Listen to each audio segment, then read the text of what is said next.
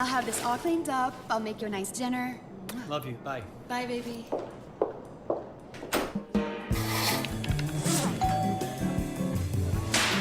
What are you looking at? Get in here. Scrub it! I am! Get in here. What to, buddy? I don't own 2 cups flour. Stir! Don't speak! Faster! Stir! started up fight. Wow. You like? I slaved all day.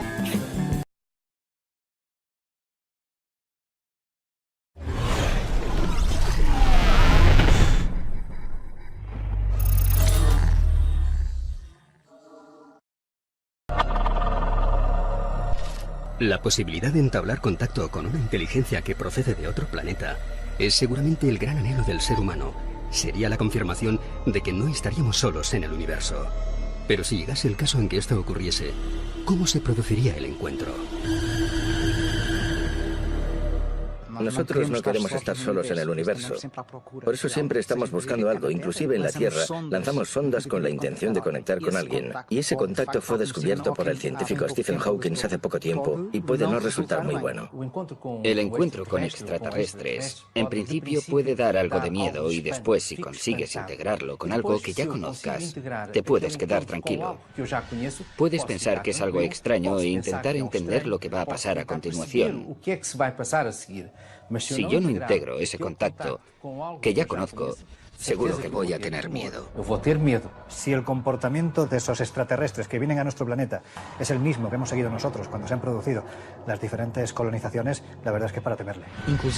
Incluso nosotros, los españoles y los portugueses, nos adelantamos a descubrir nuevos mundos y nuevos recursos y no respetamos la voluntad de esas poblaciones, obligándolos incluso a la esclavitud. Si ellos fueran tan bárbaros con una tecnología superior, estaríamos acabados. Tratando un acto absolutamente inédito en la historia de nuestra civilización, seguramente la parte emocional, la parte fundamentalmente orgánica, será de esperar una reacción muy emotiva, muy fuerte. Un contacto eventual con una inteligencia u otra es lo que vamos a tener que afrontar en el futuro. No sabemos qué riesgo supondría un supuesto contacto con una entidad alienígena. Los peligros abarcarían desde el más que probable contagio con organismos desconocidos en nuestro planeta, hasta los diversos trastornos psicológicos ocasionados ante acontecimientos que escapen a nuestra comprensión. Nosotros no sabemos hasta qué punto no puede haber un contagio con otras criaturas.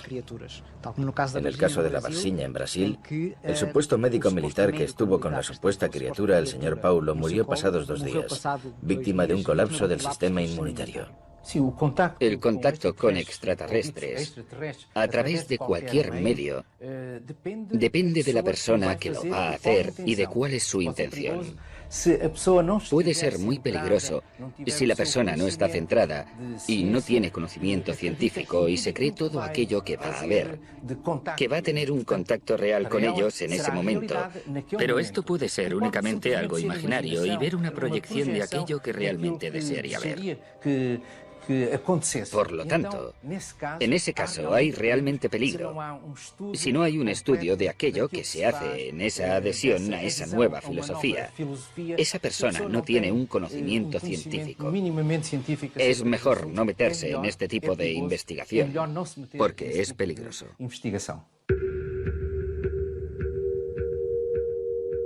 En el mes de junio de 1972, Joan Turballés y José Félix Rodríguez Montero protagonizaron un suceso que todavía hoy sigue sin explicación. Por lo que sabemos, estaban convencidos de que habían conseguido contactar con seres del planeta Júpiter y creían saber la forma de poder reunirse con ellos.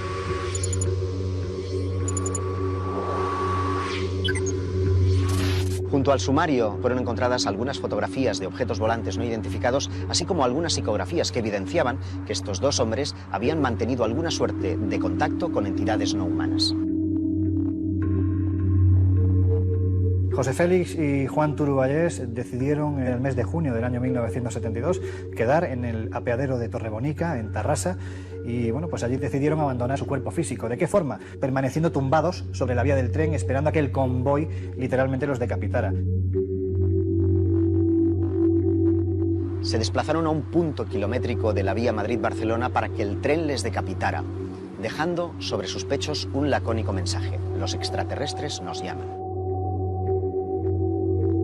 Lo que ocurrió la noche del 19 al 20 de junio de 1972 sigue siendo un enigma cuando aparecen los dos cadáveres. La pregunta es quién les ayudó para que aguantaran el miedo a ese tren que se les venía encima, y luego los detalles, sobre todo ese papel con ese mensaje. Hubo una tercera persona que les tuvo que ayudar.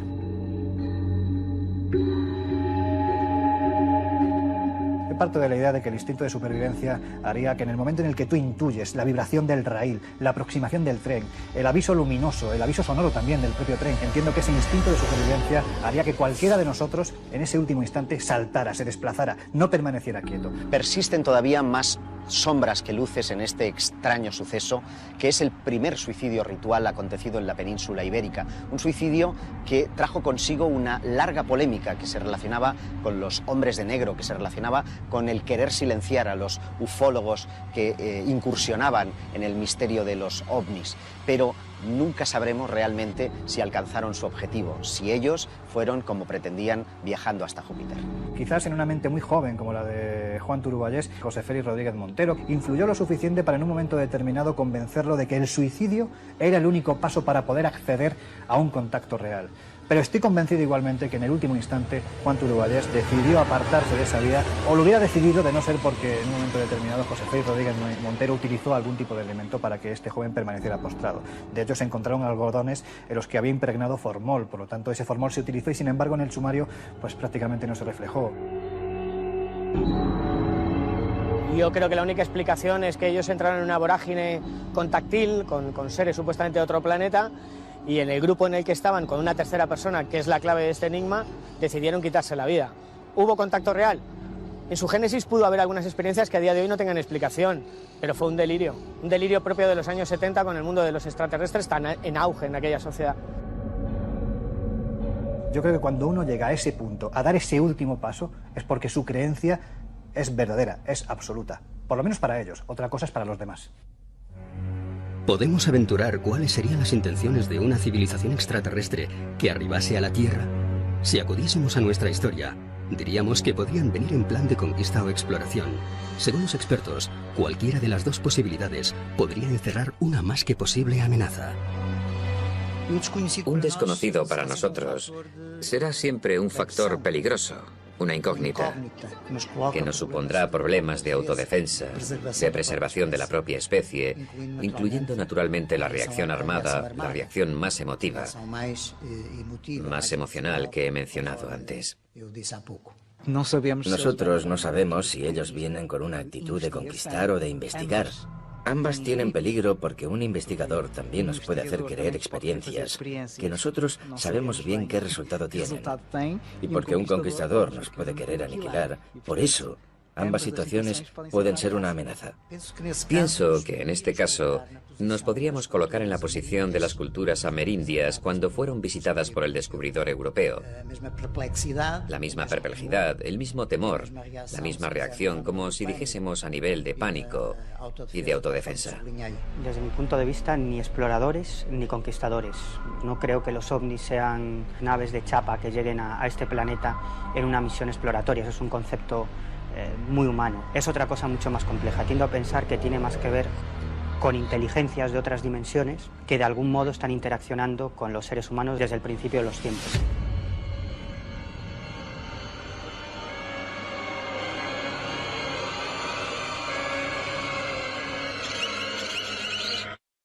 Hay muchos investigadores dentro del fenómeno OVNI que están convencidos de que somos una especie de cobaya, ¿no?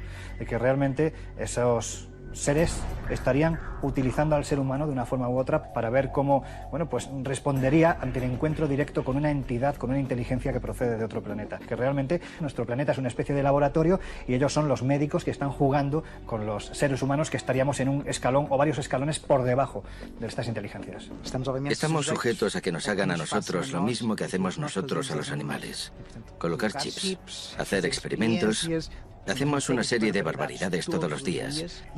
Inclusive pisar una hormiga, que para nosotros es totalmente insignificante. Al hacerlo, ni lo sentimos. El 17 de agosto de 1966 fueron encontrados en Morro de Vintem, montaña situada cerca de la ciudad brasileña de Niterói, los cuerpos sin vida de dos jóvenes especialistas en electrónica, conocidos por su afición al fenómeno ovni. Lo último que sabemos es que después de adquirir varios componentes electrónicos, se dirigieron hacia la cima de la colina. Lo que ocurrió permanece todavía en el misterio. Lo único que sabemos es que sus cadáveres fueron encontrados con unas misteriosas máscaras de plomo que tapaban su visión, como si realmente hubieran mantenido una suerte de contacto con una fuente luminosa o electromagnética de gran potencia. Hay un montón de incógnitas, de enigmas por desvelar. Aparecieron los dos cadáveres sin signos de violencia, vestidos, llevaban dinero, un cuaderno con unos símbolos extraños grabados.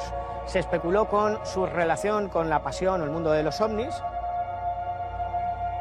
El caso Niterói es francamente extraño y hay investigadores que apuntan a la posibilidad de que podría tratarse de un incidente de agresión ovni con muerte de los testigos. Por la autopsia conocemos la hora de la muerte y coincide con el avistamiento de un objeto no identificado que varios lugareños, ellos agricultores, localizaron en la región de Morro de Vitem. Es verdaderamente inquietante. Hay un hecho que conecta directamente el asunto de las muertes de Morro de Vitem con el asunto OVNI, y es el diario que Miguel Pereira deja en este escrito de este suceso. Dos mensajes que dicen: 16:30, tomamos pastillas; 18:30, contacto.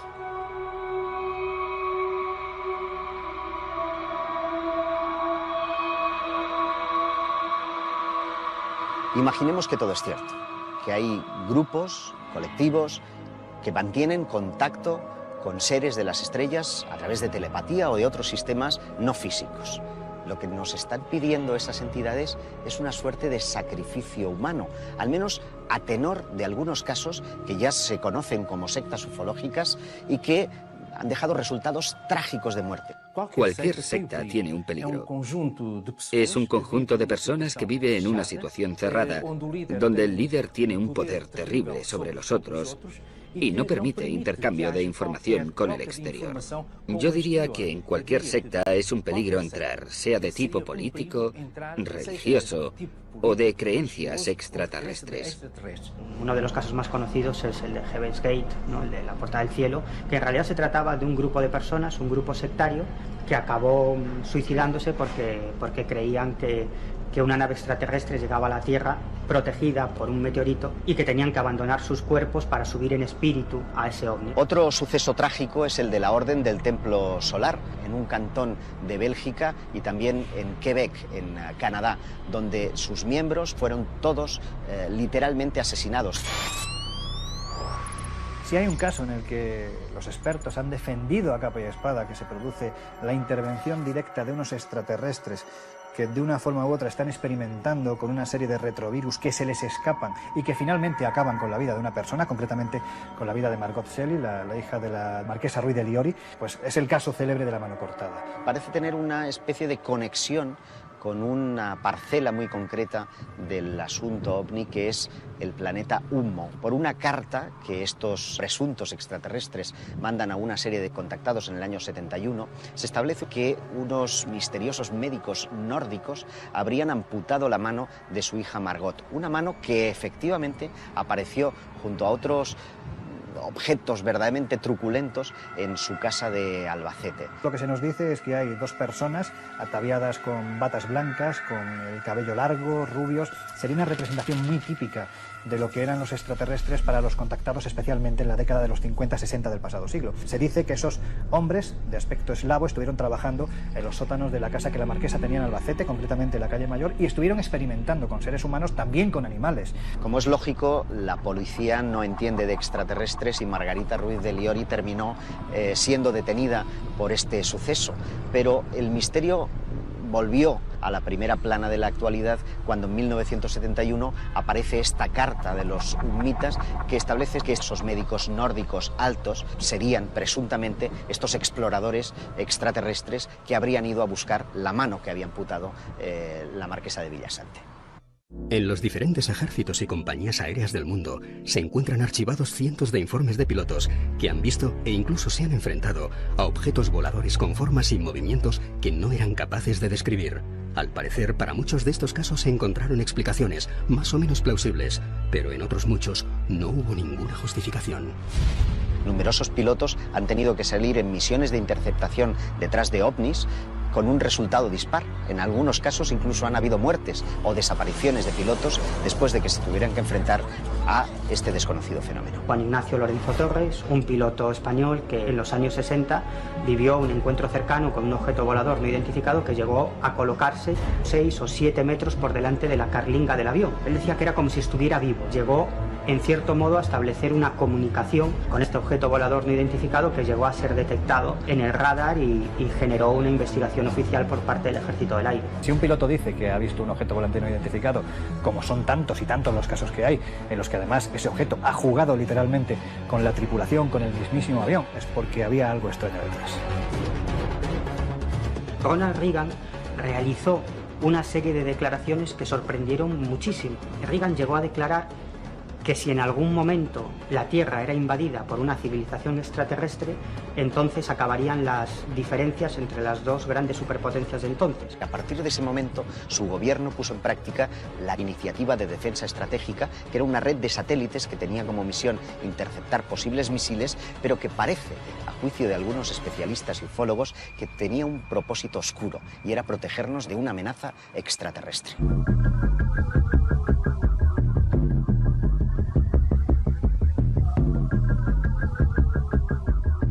Al final de la Segunda Guerra Mundial, incluso en los países escandinavos se dieron una serie de avistamientos de objetos voladores con una serie de características increíbles que ni siquiera fueron denominados como ovnis porque no existía esa palabra, eran conocidos como cohetes fantasma. Podemos determinar que el nacimiento de la actual era ovni, asociada a su vez al fenómeno extraterrestre, nos llevaría a una época muy determinada, que es el 25 de junio del año 1947, cuando un piloto privado llamado Kenneth Arnold está sobrevolando el monte Rainier, que se encuentra en el estado de Washington, y él asegura observar justo delante de su pequeña avioneta 9 formas que él catalogó como platillos volantes, también como alas volantes, que prácticamente jugaban con su aparato. Y estamos hablando de un piloto muy veterano, con muchas horas de vuelo, acostumbrado a sobrevolar esa zona, y no sabía qué tenía delante de él. Incluso antes de la aparición de los cohetes fantasma hay reportados infinidad de casos de avistamientos de objetos voladores no identificados. A finales del siglo XIX, en los Estados Unidos, se produjo una intensa oleada. No eran los modernos ovnis que aparecen hoy en día en los cielos, sino que eran una especie de Zeppelin, una tecnología imposible para la época. No solo llegó a haber encuentros cercanos con estos objetos, sino con los propios tripulantes. A partir del incidente de Kenneth Arnold, los platillos volantes, llamados así desde entonces, fueron vistos por todas partes del mundo y el supuesto conflicto entre aviones y ovnis hizo su aparición. Se han producido diversos incidentes entre aviones caza y objetos no identificados que han salido en misión de interceptación. Todos los incidentes que tenemos registrados han terminado con la pérdida de aviones o de vidas humanas frente a la de objetos no identificados. En la base aérea de Zaragoza se observó un objeto no identificado sobre los militares y los militares abrieron fuego contra ese extraño ovni. Y las balas fueron como absorbidas por el artefacto, pero no hubo un intercambio que directamente pueda entenderse como tal, como una batalla, como una guerra. Lo cierto es que sí hay algunos casos en los que cazas de combate llegaron a disparar contra estos objetos voladores no identificados. Y sucede algo muy curioso. Los ovnis muestran que poseen una tecnología enormemente superior a nuestros aviones de combate y parece que esos misiles no le hacen absolutamente nada. Los pilotos llegaban a decir que era como si el ovni se tragase esos misiles, ¿no? Como si tuvieran la capacidad de desmaterializar esos proyectiles o bien de absorberlos. Apenas un año después de que empiece la era moderna de los ovnis, en el año 1948, Thomas Mantell, un piloto de caza, sale en una misión de interceptación detrás de uno de estos misteriosos artefactos. Persiguiendo a estos objetos volantes no identificados, el capitán Mantell ascendió hasta los 20.000 pies, transmitió a torre de control que había un objeto que le estaba persiguiendo y a partir de ahí se perdió cualquier tipo de conexión con el avión. Describía que se trataba de un objeto metálico, de grandes dimensiones. Por mucho que ascendía, parecía que nunca podía alcanzar ese objeto volador no identificado. En la última transmisión que se capta en la torre de control de la base militar de Goodman, Thomas Mantell asegura primero que uno de los objetos le está persiguiendo cuando él está iniciando precisamente la labor de interceptación. Esto además lo transmite presa de cierto pánico. A partir de ahí se pierde la comunicación y lo siguiente que se sabe de Mantell es que su avión se ha estrellado a varios kilómetros de la base. Lo curioso es cuando los técnicos examinan los restos del avión y encuentran en el fuselaje una suerte de orificios como si hubiera sido empleada una arma tecnológica. Hay investigadores que defienden que en realidad el ovni derribó al caza de Thomas Mantell porque se aproximaba demasiado. En 1957, durante un vuelo de instrucción nocturna, el capitán Lemos Ferreira, acompañado de los 3 miembros de su tripulación, observaron que lo que al principio parecía ser un planeta se convirtió en un objeto luminoso de grandes dimensiones que permaneció inmóvil delante de su aeronave.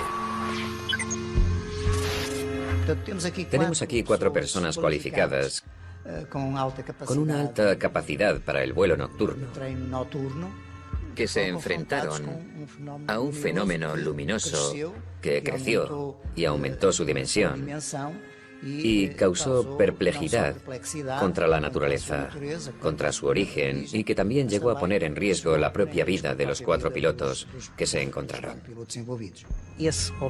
Ese objeto alteró su forma. Por lo tanto, de una pequeña esfera pasó a ser algo parecido a un dedo doblado con un color como el hierro incandescente, como un rojo vivo incandescente. Y de dentro de ese objeto salieron 3 pequeñas esferas que rodeaban el pequeño objeto. Obviamente, los pilotos se quedaron aún más perplejos, digámoslo así, maravillados con este fenómeno, pero notan que de repente ese conjunto de objetos hace una maniobra descendente y se lanzan contra los aviones.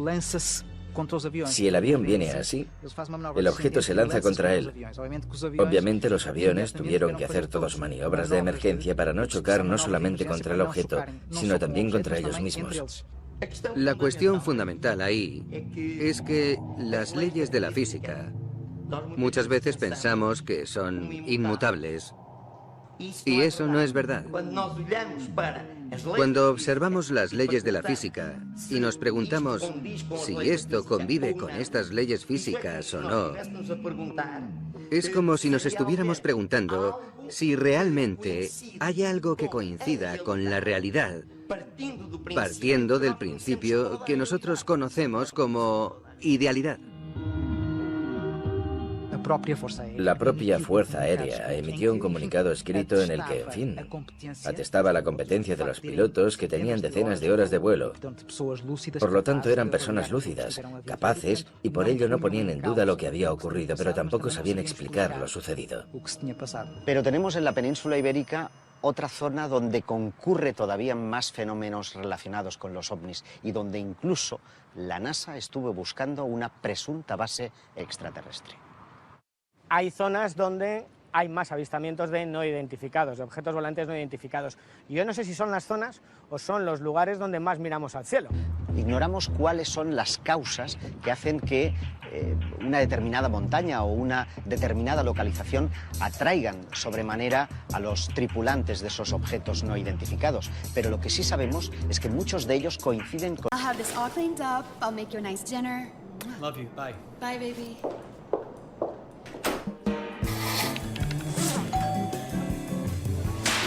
What are you looking at? Get in here. Scrub it! I am! Get in here. Going to a party. I don't always 2 cups flour. Stir! Don't speak! Faster! Stir! started a fight.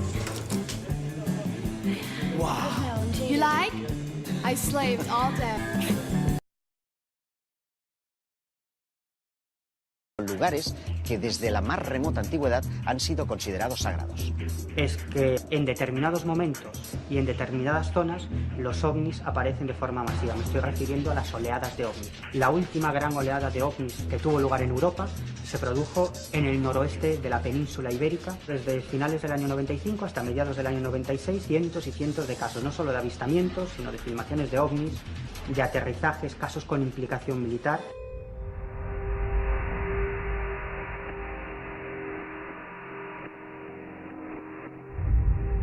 En la península ibérica existe una zona concreta donde se producen un gran número de casos relacionados con el fenómeno ovni. Es el llamado Triángulo del Silencio, que se encuentra entre la desembocadura del Ebro y la isla de Esvedra.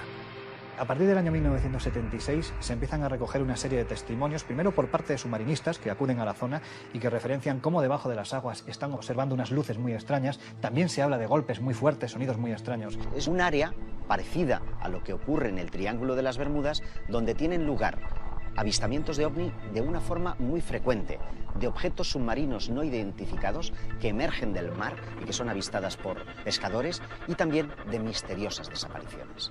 Hay un campo magnético muy fuerte aquí en Baleares. Sóller es hace unos años era el pueblo de España que más radioactividad tenía. La Sierra de Tramontana tiene una composición de hierro, o sea, es prácticamente todo hierro. Y el fondo de la isla es cuarzo. A lo mejor esto sí tiene una frecuencia vibratoria que atrae o facilita este tipo de manifestaciones. Quizás dentro del fenómeno ovni hay una ramificación mucho más extraña todavía, que es el conocido como fenómeno OSNI, objetos submarinos no identificados. Porque sí es cierto que son muchos los testimonios, no de ahora, sino podemos remontarnos cientos de años atrás. Hay crónicas en las que se referencia precisamente cómo esos objetos luminosos no solo salen de las aguas, sino que incluso en ocasiones llegan a introducirse las mismas, lo que ha dado pie a que sean muchos los testigos, también los investigadores, que piensen que debajo del agua puede haber bases supuestamente extraterrestres. Aquí en Mallorca, en esta zona también, periódicamente se escuchan unos ruidos en las profundidades del mar. Y son como unos impactos metálicos que se escuchan. En el litoral balear, los submarinistas han detectado misteriosos sonidos metálicos. Muchos pescadores han visto emerger bolas de luz que salían del mar. En los años 70, la propia NASA estuvo cartografiando el fondo marino pensando que posiblemente pudiera albergar una suerte de base extraterrestre. Luego te das cuenta que aquí en Sóller esto de ver ovnis es un hecho muy común. Me fui encontrando con casos pues, de gente, cazadores, por ejemplo, pues, que estaban yendo por una zona que se llama Esbarranc, yendo a cazar a las 4 de la mañana y ven un ser, ¿no?, que está flotando y sale un foco de su plexo solar hacia ellos. Estos dos señores que van con un perro pues se asustan, iban armados con escopetas, claro, y le disparan, pero aquello ni se inmuta, ¿no? Notan que se empieza a elevar y finalmente aquello se transforma en una masa de luz, una esfera grande, y sube lentamente y se aleja. El 11 de noviembre de 1979 despegó del aeropuerto de Son Sant Joan un supercarabel de la compañía TAE con destino a las Islas Canarias. Cuando sobrevolaba el Triángulo del Silencio, emergió del mar un objeto no identificado que obligó al aparato a tomar tierra en el aeropuerto de Valencia. Este incidente dio lugar al conflictivo Expediente Manises.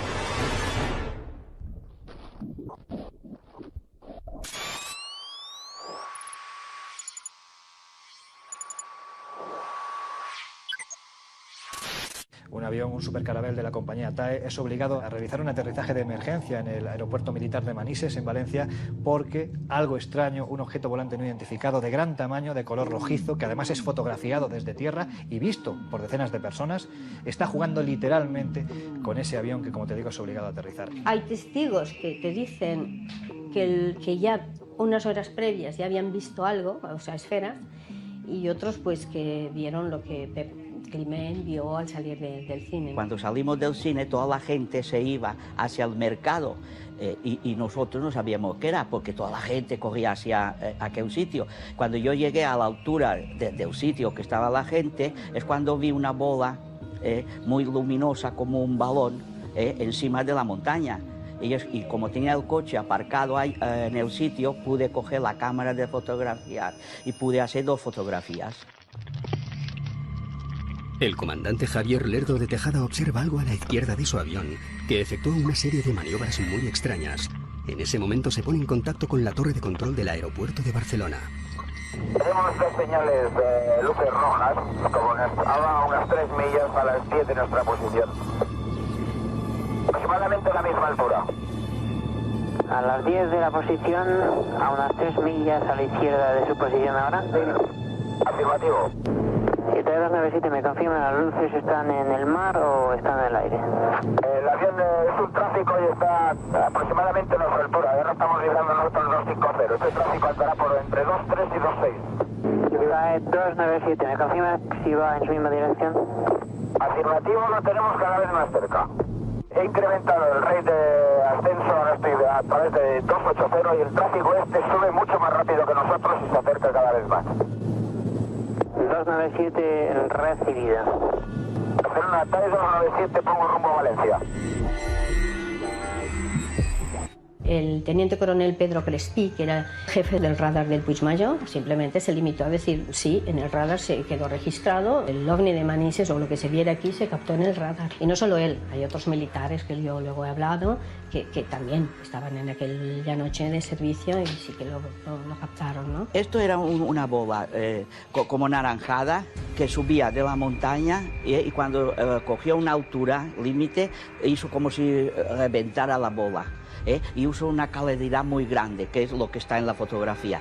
Yo solo vi esto, pero cuando vinieron los militares a coger los negativos, el capitán se dio cuenta que habían otros objetos alrededor de la bola. En contraluz miré los negativos y es verdad, parecían como si fueran naves más pequeñitas al lado de la bola más grande. Esto incluso provoca una interpelación parlamentaria, porque hay quien quiere saber, en este caso el parlamentario Fernando Mújica, quería saber qué era lo que había obligado a aquel avión a aterrizar. Testigos, protagonistas de ese encuentro aseguraron que no había explicación, era un artefacto que aparentemente no pertenecía a una tecnología conocida. Tras analizar los diferentes encuentros entre estas supuestas naves y los aviones de las diferentes fuerzas terrestres, surge la pregunta de si estaríamos preparados ante una supuesta agresión extraterrestre. No sé si estamos preparados para repeler un ataque de una eventual civilización más desarrollada técnicamente que nosotros. Las incursiones que se han producido entre pilotos de caza y presuntos ovni siempre han tenido un resultado en favor de nuestros visitantes y no en favor de los pilotos militares. Si en un momento determinado aceptásemos que hay inteligencias extraterrestres que habitan otros planetas, que además tienen la capacidad, la tecnología para recorrer grandes distancias siderales y además para entablar contacto con nosotros, yo creo que si fueran hostiles no estaríamos preparados para nada para repeler algo así, porque estamos hablando de una tecnología, de un avance incluso intelectual que está a años luz de lo que podríamos estar nosotros. En el caso de un posible contacto hostil, yo diría que no estamos preparados. Ellos pueden inclusive hacer o conseguir ingeniería para saber cómo los ovnis funcionan. No creo que haya posibilidades de tener un ataque. Básicamente sería como una escena salida de la Guerra de los Mundos. Aterrador. Evidentemente, cuando hablamos de un fenómeno que se salta todos los protocolos de seguridad de los espacios aéreos de los diferentes países, eso es algo que tiene que interesar obligatoriamente a los estamentos militares. Y es evidente que se han creado desde hace décadas a esta parte oficinas pues dedicadas exclusivamente a recabar testimonios de pilotos comerciales, de pilotos militares, testimonios también de gente de a pie que en un momento determinado han tenido un encuentro lo suficientemente contundente como para ser investigado. Robert T. formó parte de la comisión que en los años 60 estudió los denominados Force Fighter, que eran unas pequeñas esferas que acompañaban a los aviones de las fuerzas aliadas en la Segunda Guerra Mundial. La comisión ya había hecho una estimación o valoración de la posible defensa. Si eso fue en los años 60, estamos en 2014. Con seguridad estarán mucho más avanzados. Pero hay un elemento, diría, más inquietante, y es que hay rumores que apuntan a que la propia NASA o la Agencia Espacial Europea tendría departamentos al uso para el estudio y prevención de lo que hemos dado en llamar fenómeno OVNI. Sucedió hace 50 años, pero es la primera vez que lo cuenta públicamente.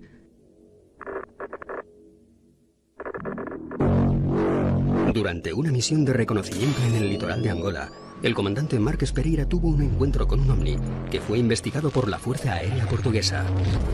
En altura, el comandante capitán Marques Pereira estaba volando con su avión tripulado con más de 7 u 8 tripulantes.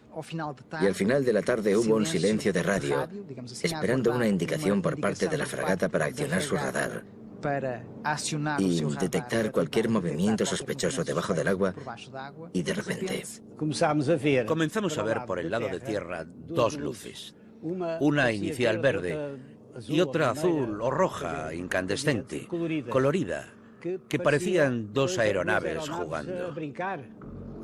Nosotros estábamos en la oscuridad, sin el radar y sin nada, y entonces yo rompí el silencio. Encendí la radio y hablé con la torre de control. Pregunté si había tráfico en la latitud de Dambrís, que era una ciudad en Luanda. La torre dijo que no había nada de tráfico y continuaron jugando aquellas dos luces diferentes. Después recibimos del barco un mensaje: operación inmediata, para dirigirnos hacia el barco. Conectamos el radar y nos dirigimos lógicamente hacia él.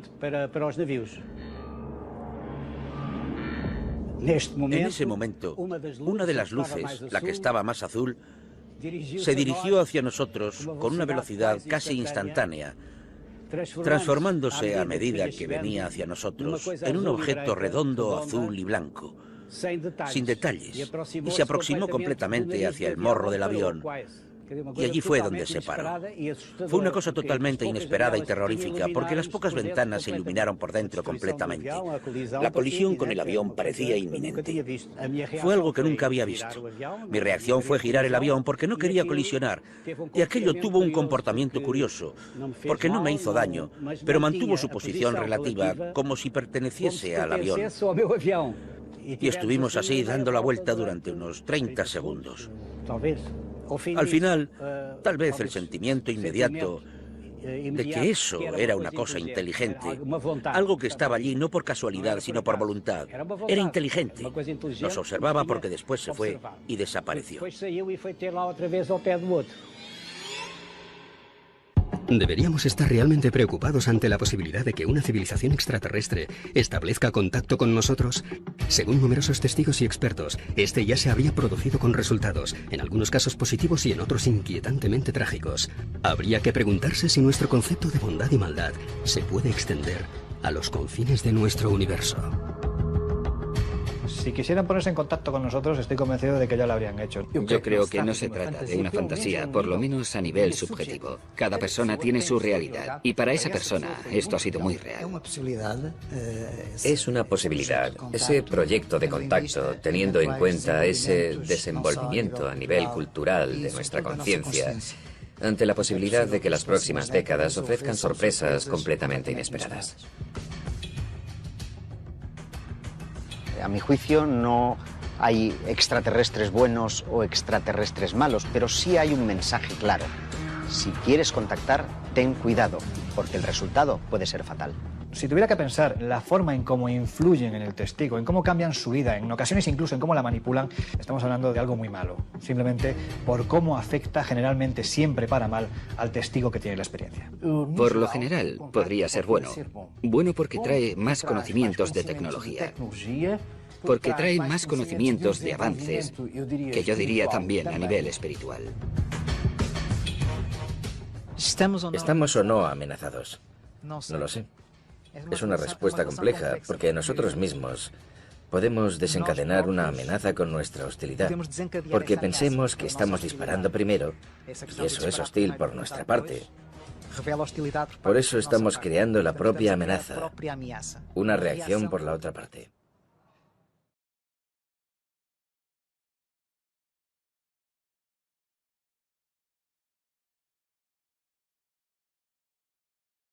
En ese caso hay realmente peligro. Si no hay un estudio de aquello que se hace en esa adhesión a esa nueva filosofía, esa persona no tiene un conocimiento científico. Es mejor no meterse en este tipo de investigación, porque es peligroso.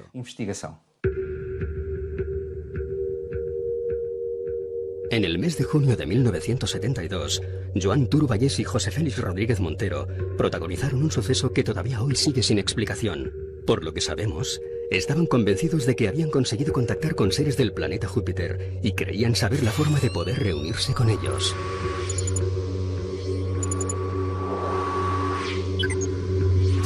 Junto al sumario fueron encontradas algunas fotografías de objetos volantes no identificados, así como algunas psicografías que evidenciaban que estos dos hombres habían mantenido alguna suerte de contacto con entidades no humanas.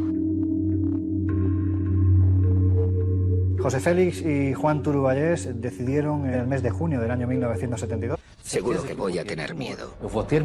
Si el comportamiento de esos extraterrestres que vienen a nuestro planeta es el mismo que hemos seguido nosotros cuando se han producido las diferentes colonizaciones, la verdad es que es para temerle. Incluso nosotros, los españoles y los portugueses, nos adelantamos a descubrir nuevos mundos y nuevos recursos y no respetamos la voluntad de esas poblaciones, obligándolos incluso a la esclavitud.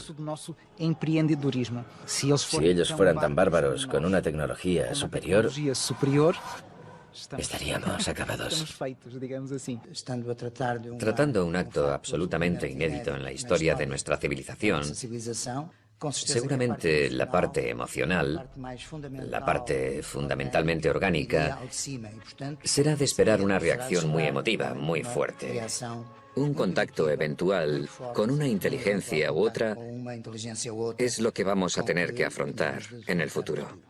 No sabemos qué riesgo supondría un quedar en el apeadero de Torrebonica, en Tarrasa, y bueno, pues allí decidieron abandonar su cuerpo físico. ¿De qué forma? Permaneciendo tumbados sobre la vía del tren, esperando a que el convoy literalmente los decapitara. Se desplazaron a un punto kilométrico de la vía Madrid-Barcelona para que el tren les decapitara, dejando sobre sus pechos un lacónico mensaje: los extraterrestres nos llaman. Lo que ocurrió la noche del 19 al 20 de junio de 1972 sigue siendo un enigma cuando aparecen los dos cadáveres. La pregunta es quién les ayudó para que aguantaran el miedo a ese tren que se les venía encima, y luego los detalles, sobre todo ese papel con ese mensaje. Hubo una tercera persona que les tuvo que ayudar.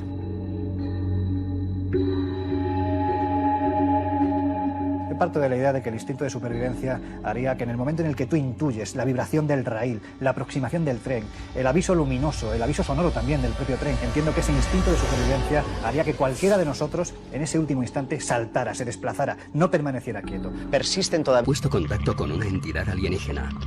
Los peligros abarcarían desde el más que probable contagio con organismos desconocidos en nuestro planeta, hasta los diversos trastornos psicológicos ocasionados ante acontecimientos que escapen a nuestra comprensión. Nosotros no sabemos hasta qué punto no puede haber un contagio con otras criaturas. En el caso de la Varginha en Brasil, el supuesto médico militar que estuvo con la supuesta criatura, el señor Paulo, murió pasados 2 días, víctima de un colapso del sistema inmunitario. El contacto con extraterrestres, a través de cualquier medio, depende de la persona que lo va a hacer y de cuál es su intención. Puede ser muy peligroso si la persona no está centrada y no tiene conocimiento científico y se cree todo aquello que va a ver, que va a tener un contacto real con ellos en ese momento. Pero esto puede ser únicamente algo imaginario y ver una proyección de aquello que realmente desearía ver. Por lo tanto,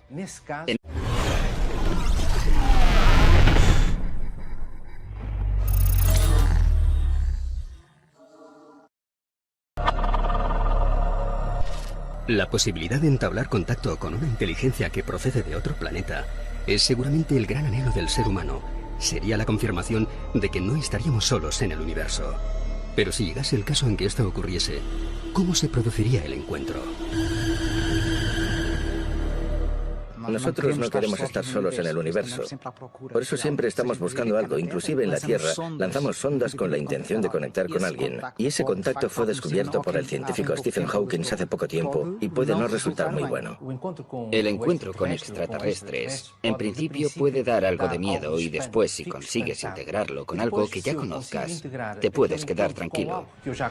Puedes pensar que es algo extraño e intentar entender lo que va a pasar a continuación. Si yo no integro ese contacto que ya conozco, I'll have this all cleaned up. I'll make you a nice dinner. Love you. Bye. Bye, baby.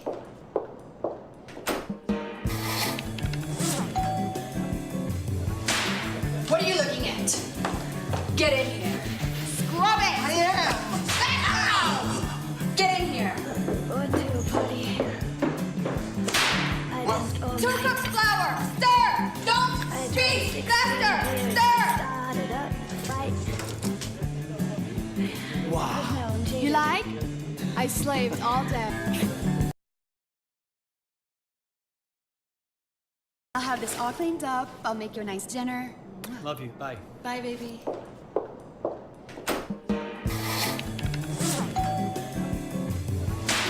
What are you looking at? Get in here. Scrub it! Get in here. Going to a party. I just 2 cups flour. Stir. Don't speak. Faster. Stir. started up a fight. Wow. You like? I slaved all day. I'll have this all cleaned up. I'll make you a nice dinner. Love you. Bye. Bye, baby.